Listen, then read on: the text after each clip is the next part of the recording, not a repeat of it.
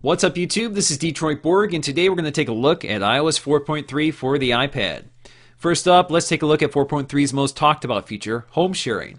This feature now allows your iOS device to wirelessly access and play back your iTunes library from your computer. No syncing or downloading required. It happens entirely over Wi-Fi. This only works if all devices are on the same Wi-Fi network, and you will need to enable home sharing in iTunes.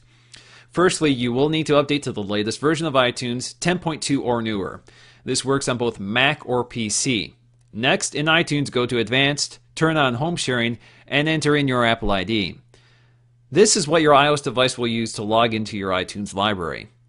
Next, on your iPad, go to Settings, select iPod, and enter your Apple ID again under Home Sharing.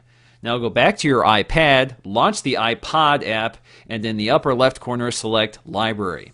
You should now see all the iTunes libraries on your network, including your iPads. The iTunes library from the computer will load. You may need to give it a few moments to load the content for the first time. You can now browse your music and videos as if they were synced on your iPad. You can browse by song, artists, album, genres, etc. You can also search each category. In this case, I'm searching for Coldplay under Artist. Playback is also just like the synced content on your iPad. You can even skip to the next track or scrub the track. Movie playback works the same, but you may need to allow for some networking, buffering when loading or scrubbing content. Of course, this also works with AirPlay.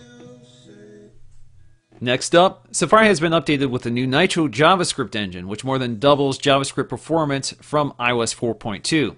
To test this out, I'm running the Sun Spider JavaScript benchmark on two iPads running 4.2 and 4.3.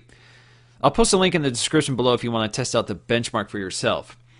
Running the test reveals that indeed it takes the 4.2 iPad twice as long as the 4.3 iPad to complete the benchmark. In this case, the 4.3 iPad took a little over 3,200 milliseconds versus the 8,500 milliseconds for the 4.2 iPad.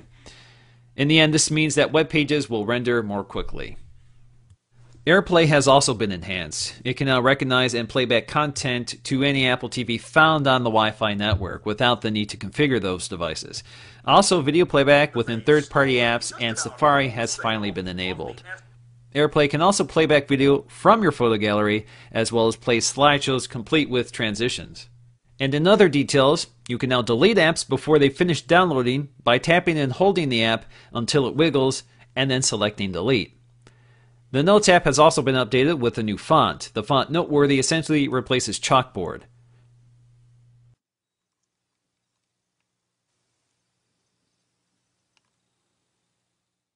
And finally, you can now configure the physical switch to act as a mute switch or screen lock. Just go to Settings and select your preference.